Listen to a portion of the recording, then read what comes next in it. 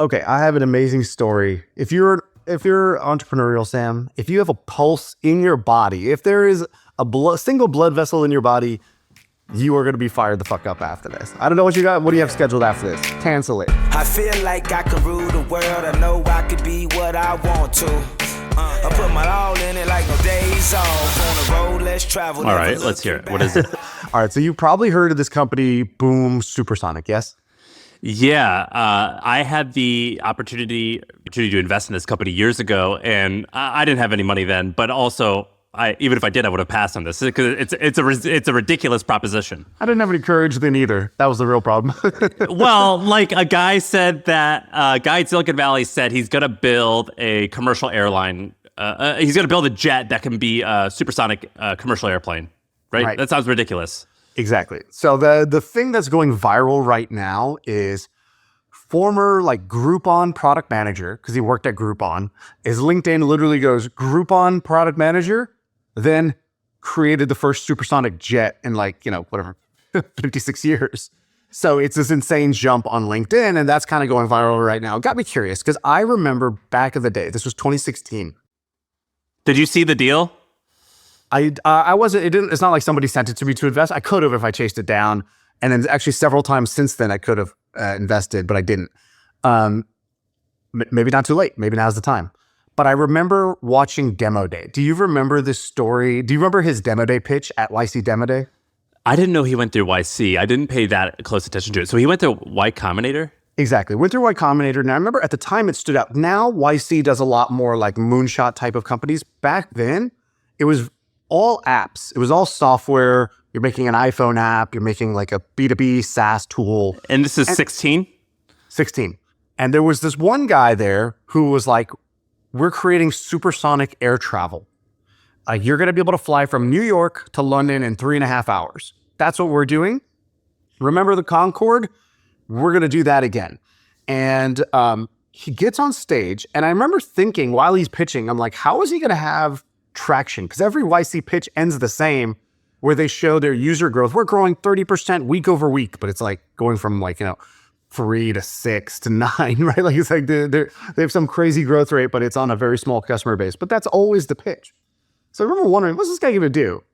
And at the very end of his pitch, he whips out a piece of paper and he goes, and as of last night, we have 5 billion in pre-orders, thanks to Richard Branson and Virgin. And we were like, what? 5 billion? And it was like he had an LOI. It wasn't actually a purchase order. It was Which basically just says, one day, if you can actually build a safe supersonic jet, we will definitely buy it. We will maybe buy it. That's what it means, right? Like when somebody invites me to like a party years. I don't want to go to, I'm going to start sending LOIs, because an LOI just means I'm generally interested, but I'm probably not going to do it. Right? Yeah. But still, it was impressive. 5 billion. Still to this day, nobody's walked into YC Demo Day with $5 billion worth of letter of intent. So, okay, I remember seeing that. Then he disappeared for a while. Then he actually had to go do the work. So let me tell you this guy's story, because right now in Silicon Valley, there is a buzzword. Actually, I would say it's kind of like an early buzzword. Like I would be buying stock in this buzzword because it's about to go mainstream. And that word is high agency. You seen high agency floating around? No, but that is high agency the new contrarian? Oh, it is. I mean, it shits on contrarian, dude. It runs where contrarian walked. We have to sell democratize. Democratize is done. That was the grandfather. We have the short contrarian. We're going all in on high agency. We're long high agency. And the man in the arena, has that just plummeted? Had a moment. But Chamath just butchered that one. So that one's done. So, all right. So check this out. So high agency is this word. And there's our buddy George Mack, by the way, is like all in on high agency. Like I think he's writing a book about high agency right now. By the way, he bought the domain highagency.com. And I was like, how'd you get that? He goes, the guy let it expire after 10 years and I sniped it right away. I was like, very low agency move. High agency by him, low agency by the other, right? It's like in football, the low man wins. No. In business, the high agency man wins. And so the classic meme, which we should put on the screen on YouTube, is the cartoon guy is trapped on an island and he has these like pieces of bark or wood or whatever, and he spells out help. He's waiting for someone to come save him. That's the low agency guy, and the high agency guy takes the wood and makes a boat and rows away. Right, so that's like the gist of this. Okay, but this dude from Boom Supersonic, what's his name, Blake? He is just absolutely dripping with agency. All right, so let's check this out. This guy is soaked. This guy is he's a buffalo wing, and he is hand tossed in high agency. All right, so here we go. Story starts. He drops out of high school. His parents sent him to a good high school, like a nice private school, and he doesn't feel like he fits in. He doesn't really get that interested in class. He drops out. And so now he's high school dropout Blake. Parents are kind of concerned. He ends up finding something that he's really into, like science and math, like he in this like after school program, or there's some shit like that, but forget that. First high agency move. Once he started getting interested in science, math, engineering, he's like, actually, I think I do like school. I just didn't know what I just didn't like my high school the way I was doing it. But now I found I actually do like to learn. I want to go to college. Well, how do you go to college? You don't have a high school degree. You're a high school dropout. He finds that at Carnegie Mellon, they have a special program for high school dropouts who want to go to Carnegie Mellon. So he applies as a junior, and he writes an essay about why you have to write an essay why you didn't finish high school.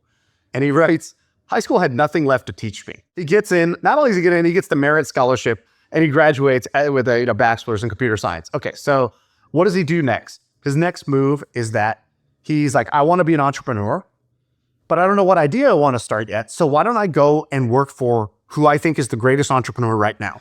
And that was Jeff Bezos in 2001. So Amazon is out. The dot-com crash just happened. Amazon's stock is in the tank. That's what I'm betting you're looking that up right now. 2001, it was shit. It was $1. Now it's $273. Great. So he joins Amazon in 2001, and his goal is to learn as much as he can from Bezos. So he's like, all right, I got to build something that's of interest to Bezos. And at the time, Bezos had an idea, which was like, hey, we need Amazon products to show up number one in Google search results.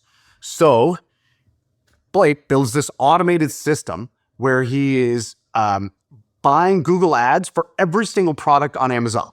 Like the entire catalog, he builds an auto bidder so that Amazon will bid, not too much, but bid enough to be the top result on Amazon.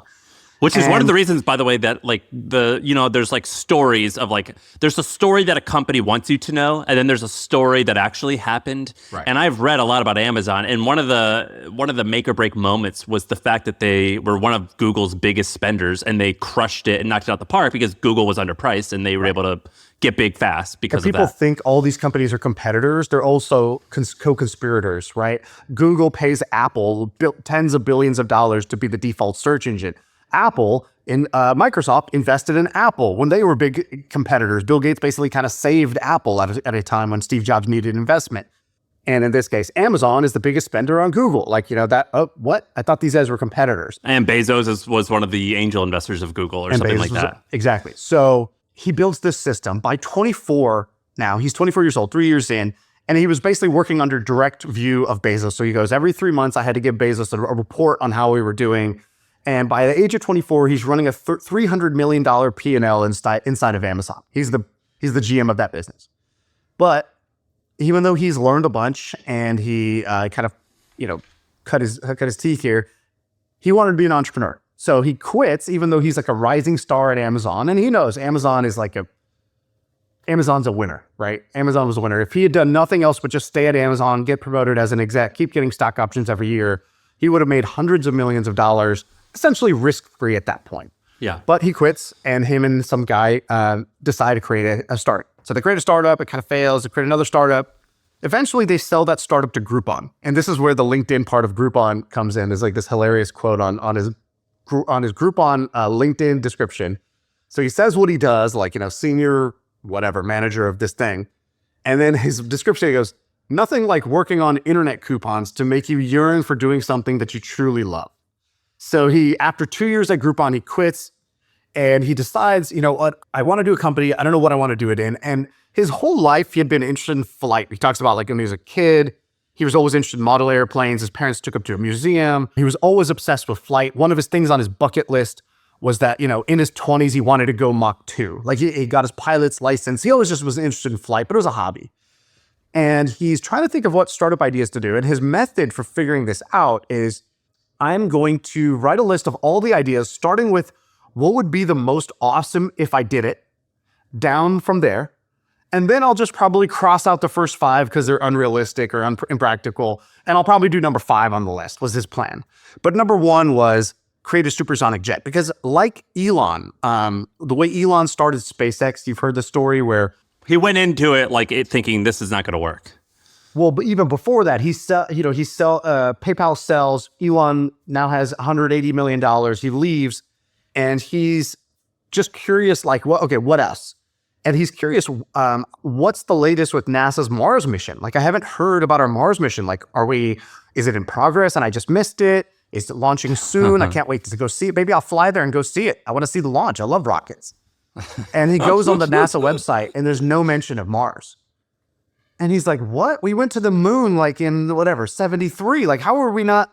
Where's the next mission? And it wasn't even on the website. And he's like, what? And he got so upset by that the start of SpaceX was actually that he was going to privately fund a mission to send like a plant to Mars. And then it became like a turtle or jelly or something. It was like, some technically living thing. And it was like, I'm going to spend $25 million doing this. It was just like a stunt. And just to kind of like reinvigorate the interest in this. Same way this guy Blake puts on a Google alert for supersonic jet. He's like, I just can't wait till there's a supersonic flight. I'll be the first guy to buy it. And he's waiting. He's like, is nobody working on this? And he's like, it must be that it just doesn't, the math ain't mathing. Like, that's got to be the problem. So he creates a spreadsheet. And in it, he writes down the assumptions. He's like, basically like the engineering assumptions. And he gives himself like a few months to work on this, where he's like, all right, let me just dig into this. So I think it was 2 weeks where he does like, he goes and buys a book because he's like, I don't know anything about how airplanes fly, but he goes and buys a book and he creates an Excel spreadsheet. On one tab was the cost model. He's like, is it an economic problem? Because the brief history is we had this thing called the Concorde back in the day. Have you ever seen the Concorde? Like, have you ever looked at photos of it? It looked great. Photos, yeah, slick. And it was like inspiring and everybody loved it. And it was the same idea. You could get from, here to London, New York to London in 3.5 hours-ish. Yeah, it was like 3.5 hours, or 3 hours and 45 minutes was the fastest time ever, which, so what's it take double now? the speed. So it's 8 hours normal flight. So it was you could fly twice as fast. And the idea was the Concorde was like this luxury item in a way. It was priced really expensive. So this is, almost 50 years ago that it was invented. But it was priced at like $15,000 a ticket. And if you look at the inside of it, the photos, I think it was only like 3 seats by 3. So it was like 2 or 3 seats. 80 something passengers, I think. Yeah, so it wasn't a lot of people at all. So, it was when you think about it, it's hard to make a lot of money. High price, low volume, not a lot of routes, only limited number of routes. But it had all these problems. Like if you go look up like the problems with the Concorde, right? Like it was like, yes, it was expensive. It also like got really hot. Like there's this famous thing where when they first launched it to do like a PR blitz or like to sponsor it, they had Pepsi sponsor the Concorde. And so they painted it light blue. And the Concorde before that was this white reflective material to reflect heat, to not store heat. But the light blue thing made it where it got so hot inside the cabin that, the hour flight they could only do for 20 minutes because it was like cooking everything inside. So like heat was a problem, noise was a problem, price was the problem. Duration was a problem. I also think there was a really famous crash too, where Correct. It was like that was the death knell. And I don't remember if this was years I was a kid, or I don't even think I was alive actually, but I remember reading about it. And what I read was the reality is that it could have worked or it could have been great, but the perception was that this thing is dangerous and it's too radical and it crashed. I'm never getting on that. Is that right? Exactly. So the thing that kind of killed the Concorde was they had this flight where during takeoff, the tire hit something on the runway and it ruptured the tire, and then the plane basically exploded and it killed everybody on board. And that was like, all right, we're done with this thing, too dangerous. So it had safety problems, price problems, heat problems, like noise problems, because it would shatter windows when it would do its sonic boom. So it was like, whatever. So I think in 2003 was the last flight. So in about 20 years, there's been no flight since. Nobody was even working on it.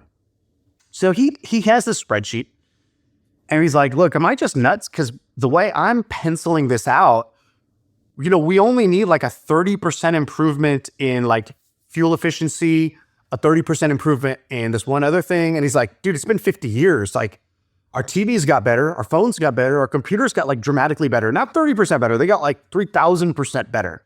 He's like, I'm pretty sure we could make the plane 30% more efficient. And then this would work. And so he goes to this. He's like, you can professor. I can get a TCL 75-inch TV for literally $600, and it's delivered to my door the next day. Exactly. Like, if I can do that, we can make a jet.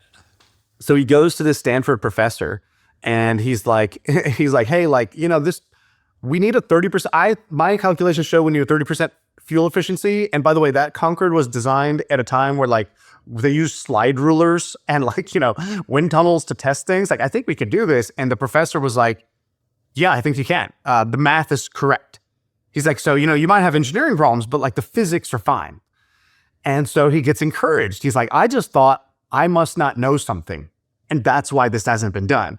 But it's one of these classic things where like the beginner's mind goes in and they don't see the problems and therefore they do it. Whereas all the experts just assume we tried that, it doesn't work. And so he goes and he decides to create an airplane company. Okay, so what's the next move? How's he going to fund this thing? And how's he going to build it? Because again, this dude just bought a textball about flight. He doesn't know anything about this stuff. So he's like, all right, I need to recruit a great team and we need some money. So he decides he takes half of all of his life savings and he decides to fund the company bank account with it. And he hires up something like 6 to 10 people, one of which he poaches the former chief engineer of Gulfstream. And he's like, I thought it would be hard to get talent because here I am. I'm this fucking Groupon kid saying I'm going to build a supersonic jet that's hasn't been done in 50 years. Like the last new American airlines company that worked was like 80 years ago or something. So the business plan is a little crazy. It's probably gonna I think it cost the Concorde like $1 billion to make the Concorde. Like it was like $1 billion project. They thought it was 20 million and they ended up spending $1 billion. He's like, I think we'll need 200 million, but I don't know where I'm going to get all that. So let me just start by funding it myself. Did he say how much? He hasn't said the amount, but at one point he's like, I realize like I'm playing chicken with my own bank account here. He's like, I want to go raise money. He ends up raising like $1 million, still almost nothing, but he gets like a few early believers in. One of my really close friends, Chris, was in that round. Oh, wow. Did he say what he saw or why? He's been telling me about it for years, and that's originally how I heard about this. And he was like, "This guy's just magical," and I just couldn't. I'm like, a Silicon Valley software person starting a jet company? That's really dumb. Which is evidenced by dumb ideas being potentially amazing, and how that's actually quite common. And by the way, the airplane market is super fragmented. Oh, wait, no, it's not. There's two companies. One owns 51%, the other one owns 49%. It's just Airbus and Boeing. And that's the whole market, right? So, he's trying to go to basically break up this duopoly in theory. Okay, so let's go back to so he hires this guy. So he hires a team and he's like, actually, one of the surprising things was it was way easier to hire great talent because the bigger the mission, the better the pitch. So he's like, I had a super exciting mission. I didn't have a lot of other things. I didn't have a lot of traction. I didn't have a lot of funding, but I had a great mission. I had an exciting project that was basically like nerd porn. So he's like, any nerdy, engineer who worked on airplanes, you could either go work at Boeing or Airbus, and your job is to make sure that the cabin temperature goes down by 2 degrees so that we could sell more, vodka tonics. Like they weren't trying to innovate at all. So if you were somebody who wanted to innovate, this was like the only option. So he recruits a great team. Then he goes into YC, and he was skeptical. He goes into Y Combinator. He's like, isn't it just for software companies? But Sam Altman's like, no. We like hard stuff. Sam's like, I don't know if you're going to get in, but you should go talk to these 4 other guys who had hardware companies that kind of failed in YC. But they'll tell you that like they would have failed much worse had they not had YC. So he goes talk to them. They're like, yeah, it was great. Let's do it. So he joins.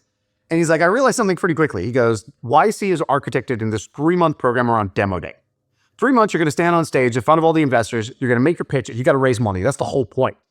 And so he's like, what the hell am I going to do in 3 months? So he goes, I realized that during YC, if I went to them and I was like, hey, we reduced the drag coefficient by 30% and this engine design is really awesome. And like, that's our progress update. We're cooked.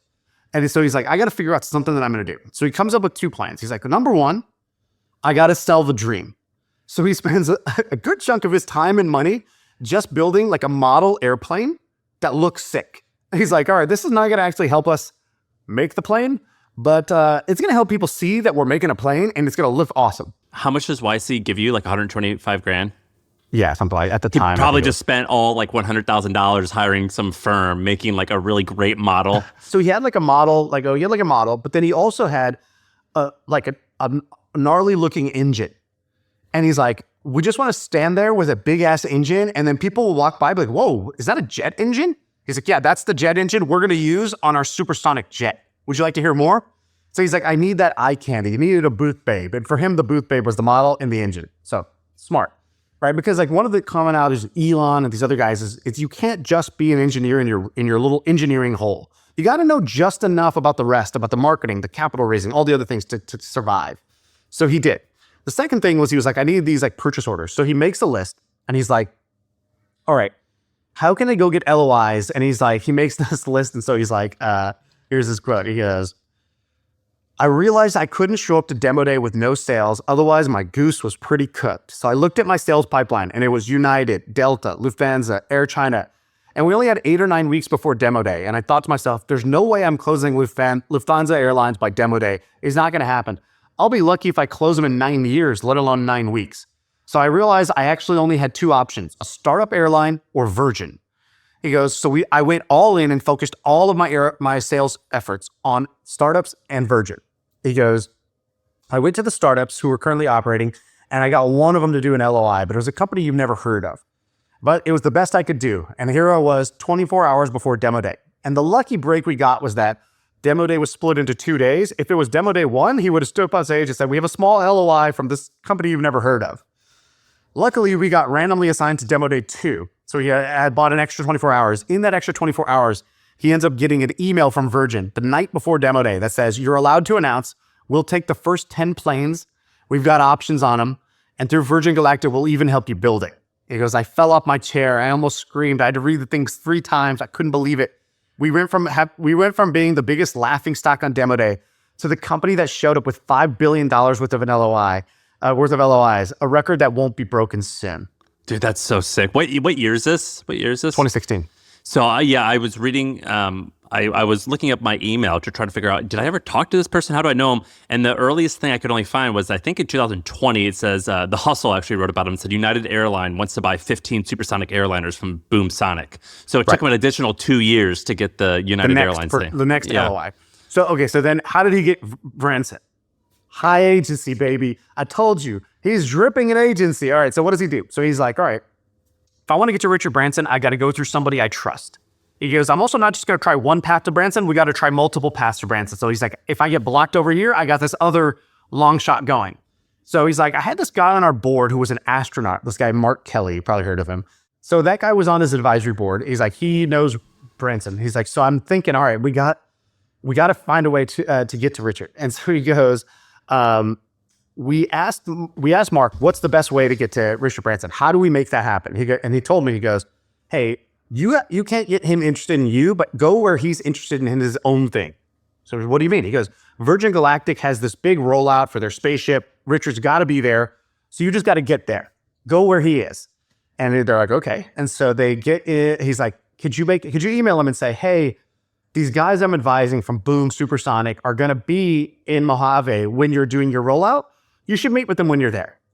And then he's like, and then he reaches out to the Virgin guys and he's like, hey, we're going to be in town to see Richard. Can we come to the rollout? And like, so basically they get invited to the rollout. They get there. He's super busy. They end up getting 15 minutes with him when he's at brunch with his mom. And they go up to him and he goes, Richard, they show him what they're doing. They're like, we're building the first supersonic jet since the Concorde. We fixed these problems. We're making that happen. And he goes, look, we're not asking you for your money. All we want to know is this. When this thing flies, do you want a Virgin logo on it? And he goes, I think that was the key. You got to ask for the right thing. When you do a deal, it's probably going to be hard to close. You got to ask for what's really going to help you. So we told Richard, look, if you're our customer, we will get money elsewhere. We don't need money from you. And that was crucial. Basically, like the first few babies of these that are in the air, do you want them with a Virgin logo or not? And so that was the thing that got Richard Branson across the line, was making the intelligent ask and hustling their way. Dude, this is there a to get that. movie. This is a movie.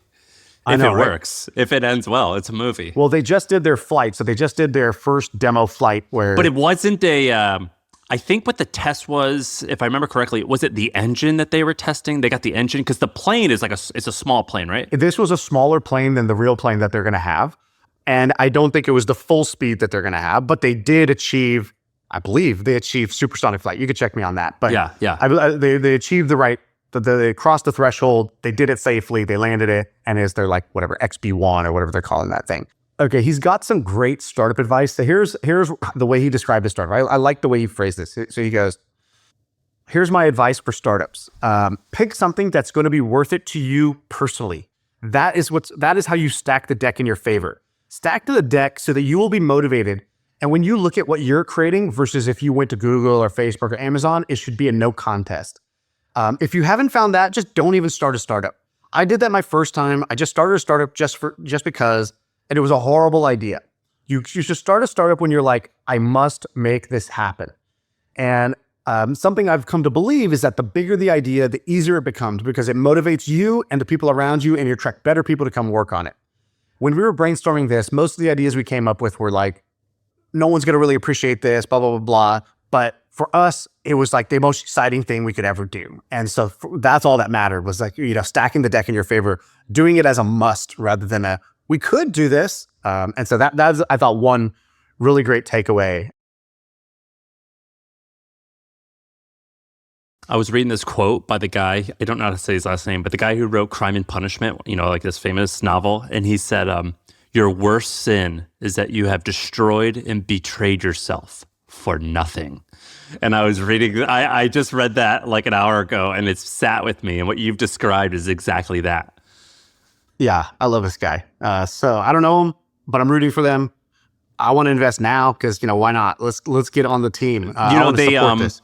And there's been a lot of, I think there definitely has been, but I think he's wrote publicly about a lot of the downsides of all this, which is that this has not been clear. I think he had to take a huge down round, and he tweeted out about it, I believe. And I think his most recent valuation was $2 billion, which was down from the other amount. But didn't he tweet about the down round and how like they basically almost ran out of money and how it's almost failed a bunch of different times?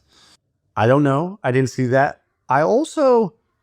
I'm different than you. I feel like you love to know the downsides of things. Like even when a guest comes on, that's one of the questions you tend to ask, which is interesting to me because I never really think about it, but you're always like, what are the honest, like it's not all peaches and cream. Like what are the downsides of your approach? Which is obviously an intelligent question, but I think there's something good about being delusional about it too. And just being like, I have a convenient hole in my memory and in my brain to not even really pay attention or remember those things. The reason I ask that is because I have been a victim of this many times where I go and say, well, this guy did it. Why can't I do it? And then I start doing it and I think to myself, this is way harder than it looked. Why is this so hard?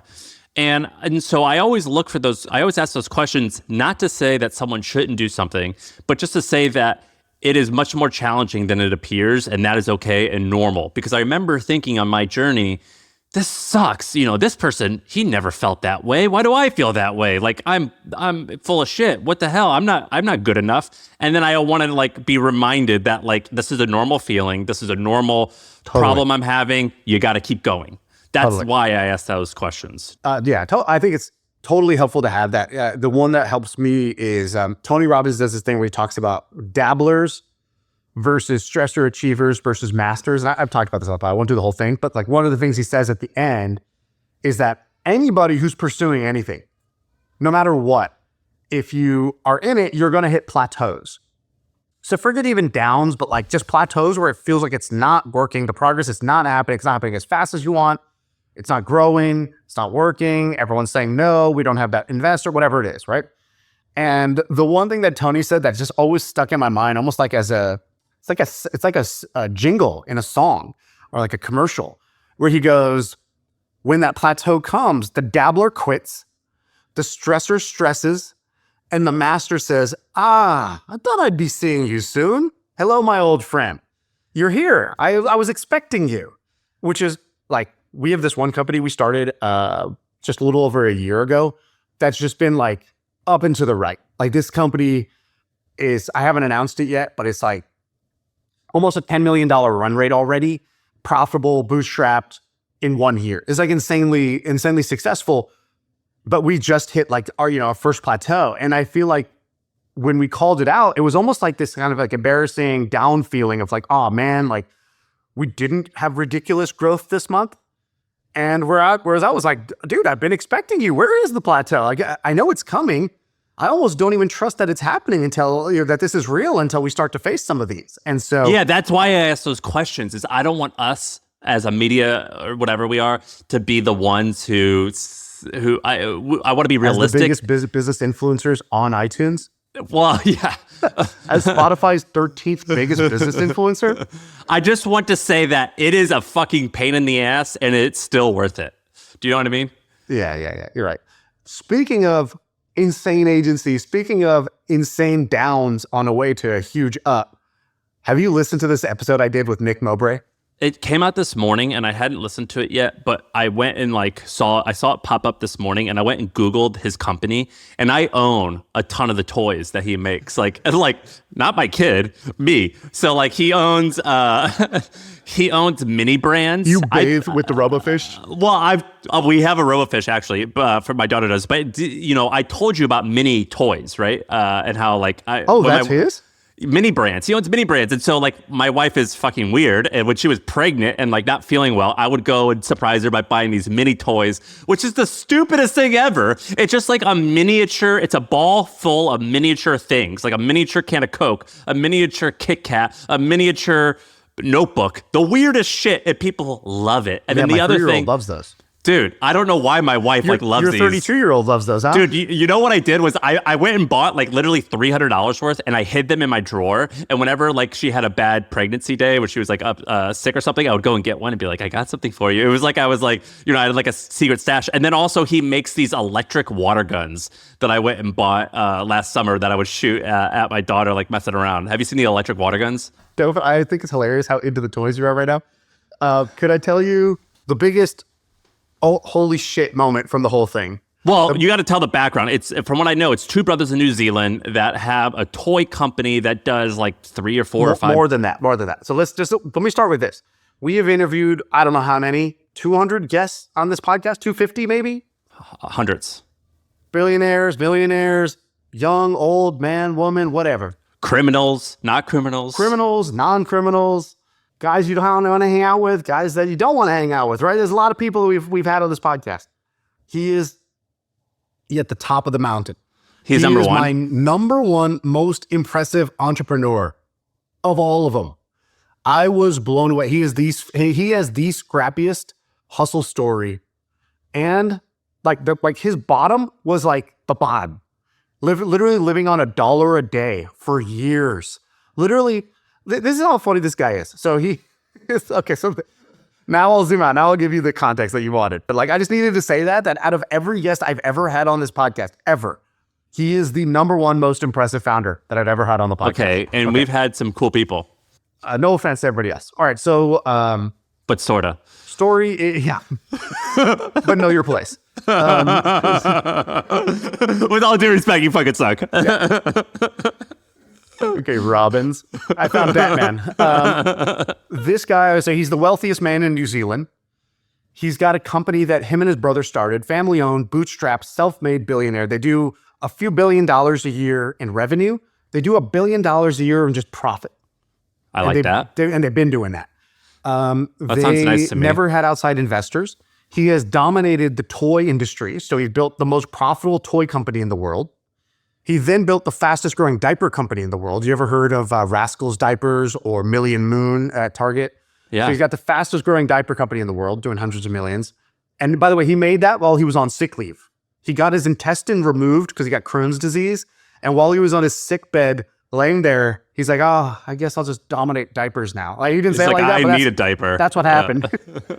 So he creates the fastest growing diaper company. He creates the fastest growing hair care company on TikTok now. Wait, what? Monday hair care or whatever. He owns Monday. Not only all that, He now is building the largest factory in the world, bigger than the Tesla factory, bigger than all that, where robots are going to build houses autonomously. And that's what he's doing. He's building houses with robots now. Self-funding the whole thing, by the way. Problem. I asked him, I was like, is that just got to be hundreds of millions of dollars of self-funding? And he just laughed. So take that for what it's worth. Let me now tell you. Okay, so that's what the guy does. Can I tell you some of the just holy shit stories from this thing? Yeah. All right. So the dude's 18 years old, and he, like, after selling door to door in New Zealand where they lived, trying to sell, his brother like invented this hot air balloon toy at a science fair, and his older brother, and put him to work and was like, "Yo, you need to go sell this door to door." The dude, they're like, "You know what? We need a factory." And they're like, "Oh, all the manufacturing is in China." So they moved to China. But the hilarious thing is, At 19? At 18, I think. 18, 19, something like that. They go to China. That's the story where they sleep in the bush outside the airport because the airport lights were too bright. So they leave the airport, sleep in a bush, get bit by mosquitoes. They have no money. So they're just on their own. And so I was like, "Oh, so you found a manufacturer in China that you scaled up?" He goes, "What do you mean found a manufacturer? We went to China and then built a factory on the side of a river. Like, we just went with like wood and like a hammer and we built a factory." And I was like, "What was the point of going to China? You know, you go to China their factories are already there." He's like, "Yeah, we didn't understand that." Like, we just went there and we just built our own factory on the side of a river. And we found this like mom to make us food for 2 RMB a day, 30 cents a day. And then she had some people that could come work in the factory. And then we had our own production line. And it sounds like a shed. Yeah, they literally built a shed, and then they just kept scaling up the shed. And he's like, "My brother didn't come back home for like 8 or 9 years. He just slept on the floor of the factory, and I slept on the floor too, then except for when I had to go sell." All right, so how did they win? He's like, and our product sucked, by the way. This is one of my favorite things. It's like everybody who makes it, they're like, the key is just to have a great product. And then if you're a founder, you're like, "Dude, what? Like, okay, I made a great product. Now what? Nothing's happening." And you know, people tend to leave out the manual work it took, the lucky breaks it took to like get the thing to start working. What was the product? Like, it was like a plastic hot air balloon toy, or what? Even worse. So it starts with a hot air balloon. Quickly, he's like, we didn't know anything about anything. So we build a shed by the river in China. We're making our hot air balloons. Then we've learned you can't even export a hot air balloon. He's like, literally, it's a fire in a tiny can. Like, we can't sell that. So he's like, we realized that was a waste. So we got to come up with a new toy. And again, everybody tries to say we're so innovative. So we innovated. Innovation is great. And then we made a great product. He is the opposite. He's like, so we found that this other toy was selling. So we copied it. We ruthlessly copied that toy, and we made a shitty version of it because we didn't know anything about manufacturing. Dude, so this like white guy moved to China and out-Chinesed the Chinese. Exactly. Exactly. It was like, dude, we lived on $1 a day. I was like, I heard the story you ate McDonald's every day. And he's like, every day? I wish. McDonald's was our Christmas treat.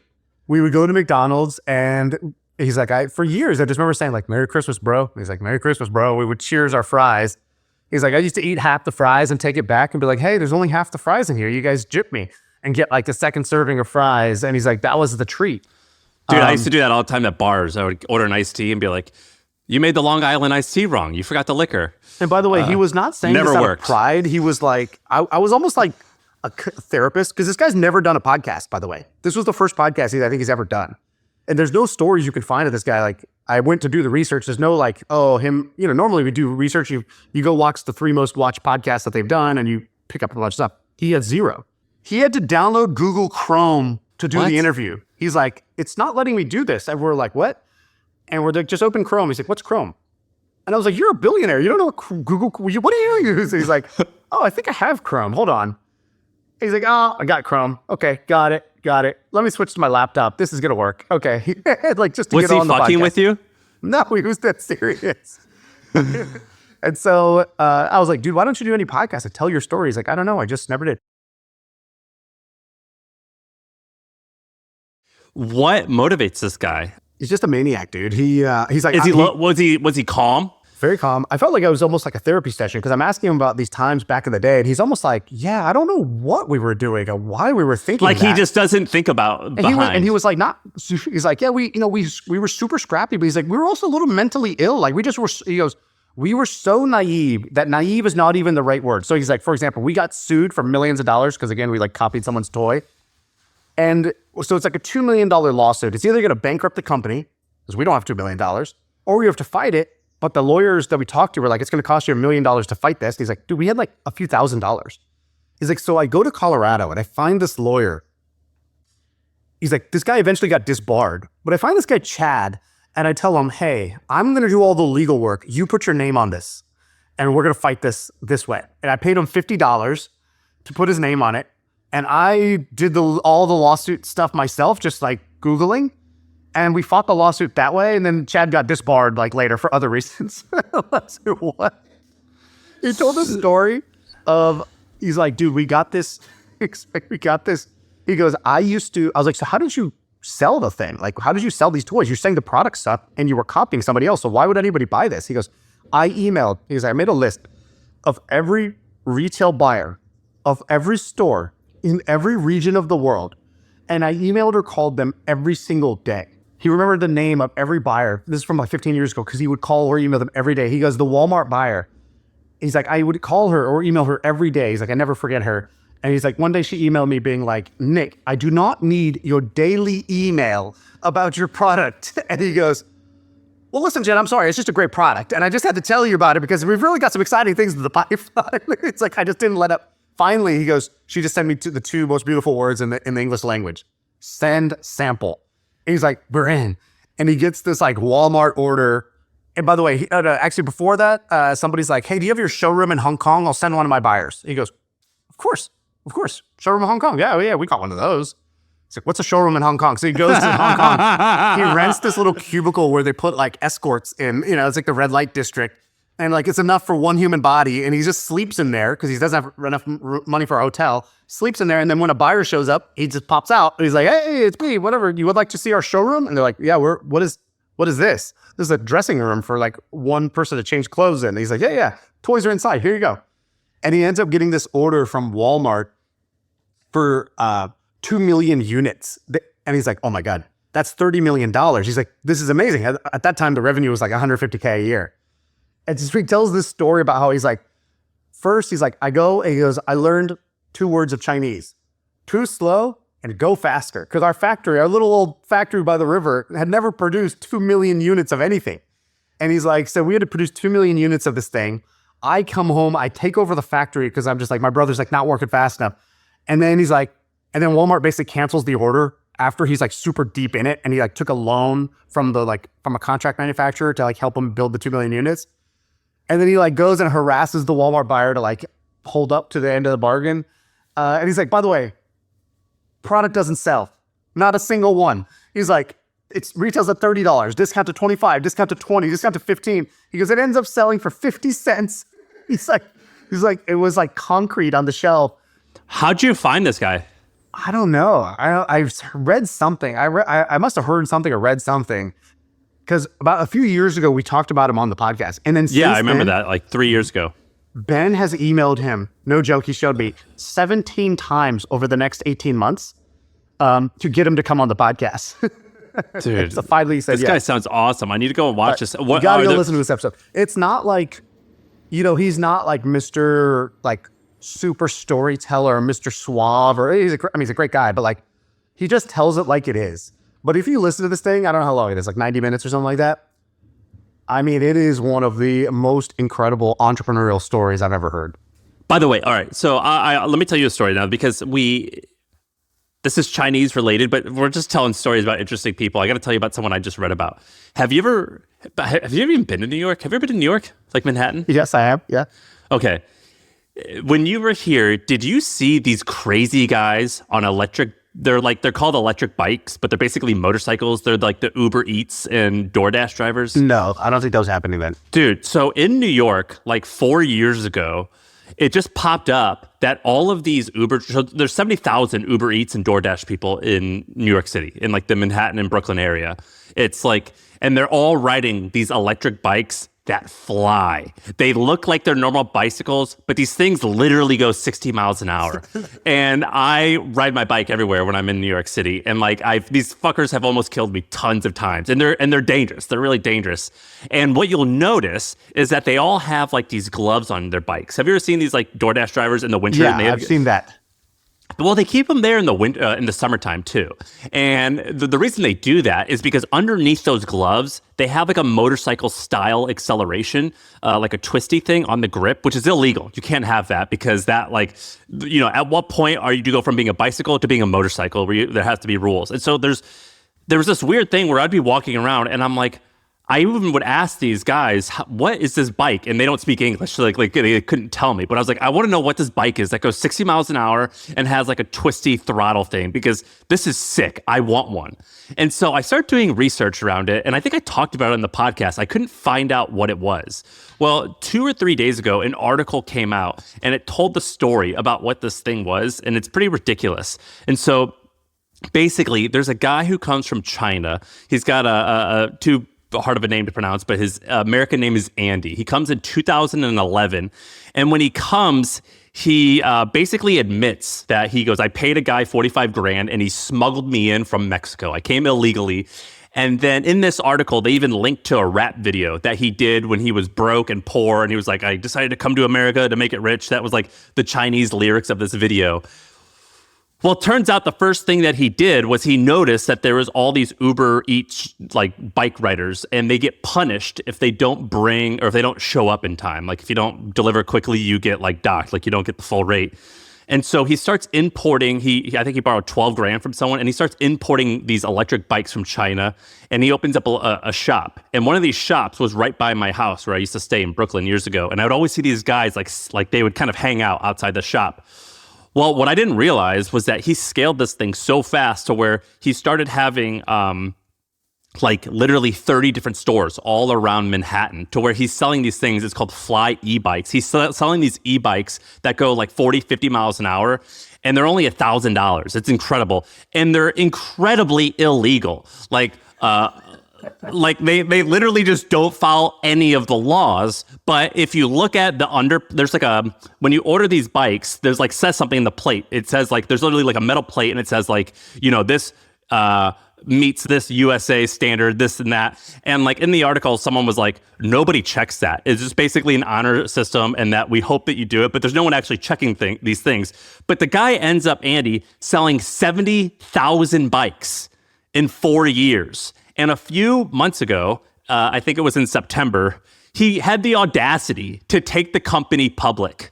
And so it goes public on the NASDAQ, and it's I think the ticker is FLEY. And you could see the ticker. I think that and you can see I put all their financials in this document. But the year before they went public, they were doing like 30 million in revenue and like $2 or $3 million in profit. But they're getting sued like crazy because one of their bikes catch on fire because they follow no rules. He basically admits that he's like, yeah, we're cowboys. We build first and we ask questions later. And so like homes have built down. People have actually died from the batteries being catching on fire in someone's apartment and burning the fucking apartment down. And they're getting sued. And one of the lawyers suing them, he's got this quote where he's like, dude, 6 years ago, these guys were busboys serving dishes or cleaning dishes in restaurants. Now they're running a publicly traded company. They know nothing about building bikes. They're just like getting the cheapest shit they can over here. And it's all true, by the way. They're insane. But I cannot believe they went public. And in like I went and watched, listen to this. I listened to one of their reports, or like when they were investors were interviewing the CEO Andy before he took it public, and they're like, why'd you decide to take it public? And he says he was inspired by the movie Wolf of Wall Street, and that's why he decided to take the company public. He says that in a YouTube video. He says, I decided to take it public because I saw Wolf of Wall Street. And so now, because of all these lawsuits, and because the company is just like shit, like it's just like they're breaking so many laws, they just do whatever the hell they want. The stock has crashed. We need a spin-off pod of just absolutely renegade Chinese founders just doing things that we would never dream of. I would subscribe to that instantaneously. Well, he's like the real life Jin Yang from Silicon Valley, where like he's just sitting there smoking cigs, and like someone's like, you really need safety stuff, and he's like, who says? Like, you know what I mean? Like he it's like the DeepSeek founder, right? Right now, the DeepSeek founder is getting a lot of pub for the same reason. It's just, this guy's hilarious, but it is actually inspiring that like all these dorks are like, we got to do this, we got to like have this process, we got to do this, and meanwhile you got this guy Nick moving to China and not knowing shit, and then we got this Chinese guy moving to New York and not knowing shit, and like it still works. And his company, by the way, he started a electric bike company. It does 30 million in revenue and 3 million in income, so like it's not nothing. And he started with $12,000. It's pretty badass though. Besides the fact that it's, like incredibly illegal and dangerous and people are dying. But besides that, it's like kind of an interesting story because I've always wondered where these freaking bikes have come from. I got to give a shout out to Curb. They have an article and it's called "The Moped King: How an Ex-Delivery Worker Upended the Streets of New York City for Better and for Worse." And it's called Fly E-Bike. Yeah. I just need the spinoff. Somebody needs to make the not the right way to do it, but still impressive version of my version. We went from inspiring, who cares about money, we're gonna like make travel better, to hardcore shark, does whatever it takes, but still ethical, but like I'm gonna get rich and just conquer the world, to fuck everyone, get paid. The full journey, exactly. Yeah. All right, that's it. That's the pod. Is that it? That's it? That's the pod. All right. I feel like I can rule the world. I know I can be what I want to. I put my all in it like no days off. On the road, let's travel, never looking back.